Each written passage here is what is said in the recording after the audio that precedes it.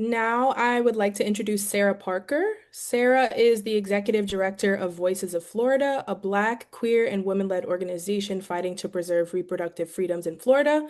Sarah is also a national coordinator of 5051, a nationwide movement that has helped to activate people in the millions since Trump's second inauguration. Thank you so much, Rachel. I want to first start by taking a moment and kind of grounding myself and all of us and the moment to send love and strength to Venezuela and the people of Venezuela. I think by grounding ourselves in this moment, like we're actually holding true to our values by centering the most impacted people.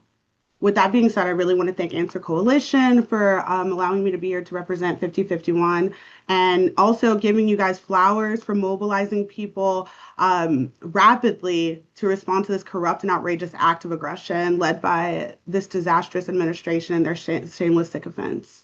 And also all of these amazing partners who I'm just getting to meet on this call for not only taking the time out of their day to be here to build power, to build a movement, but to also be in community with one another. I think that's really important, and we often forget that, though I do wish it was under better circumstances. With that being said, I want to be clear. Wars don't help the working class. Wars kill working class people. Wars destroy communities. Wars steal our tax-paying dollars when people can't afford to even buy groceries and have to choose between healthcare and basic needs. Wars have only ever benefited billionaires and millionaires. They benefit the corrupt corporations who also refused to even pay a livable wage to their employees. They benefit weapon contractors who have made millions by the blood of communities across the globe.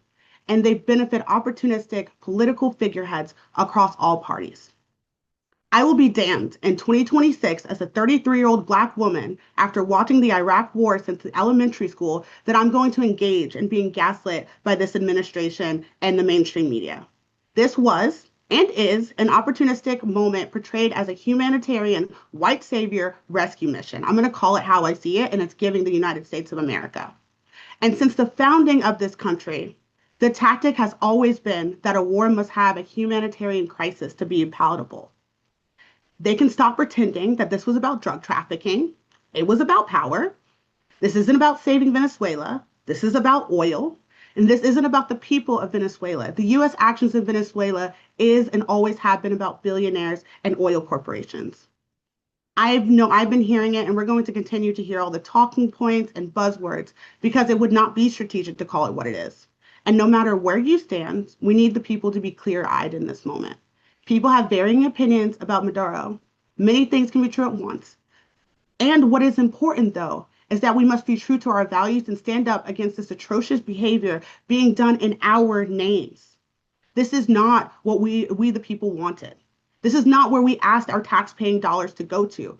This was and is an act of war, an act of aggression that has the potential to be disastrous and has already been disastrous. The hypocrisy is palpable. I'm really confused because oftentimes I hear they're the America First Party. We have a Department of War, yet they're defunding schools and defunding the Department of Education. They're cutting healthcare while they're funneling millions of dollars to the United States war machine.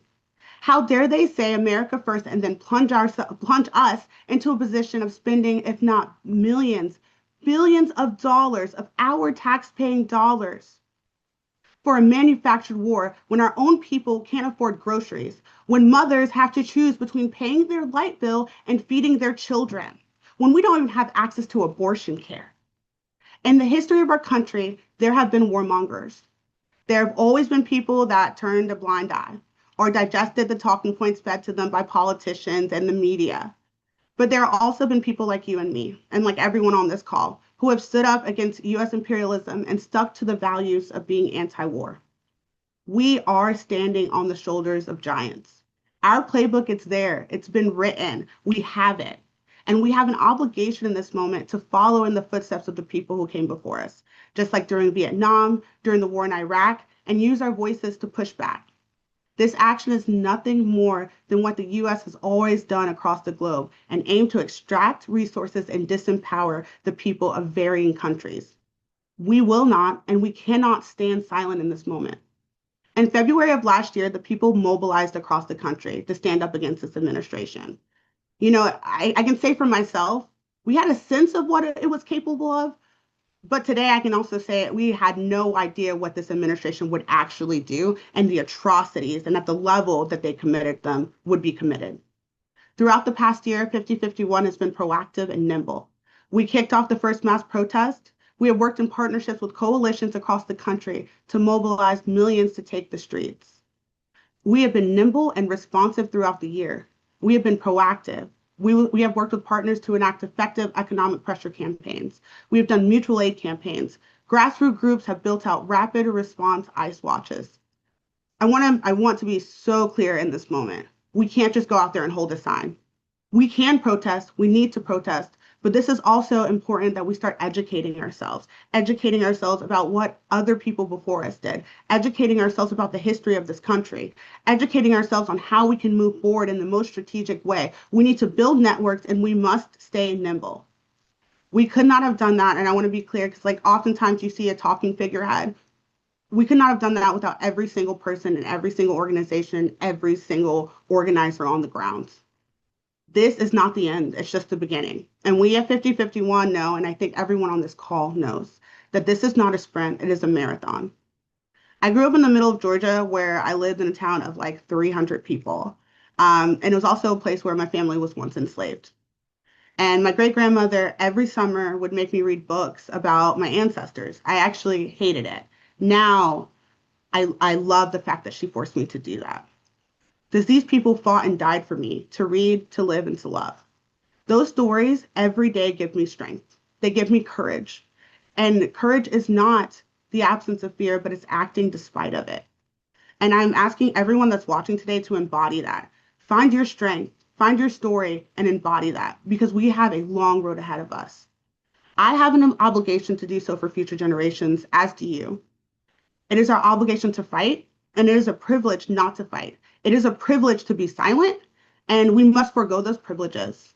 And we have to continue to use our voice. We have to continue to stand up. We have to be, like my grandmother would say, the David in the story of Goliath.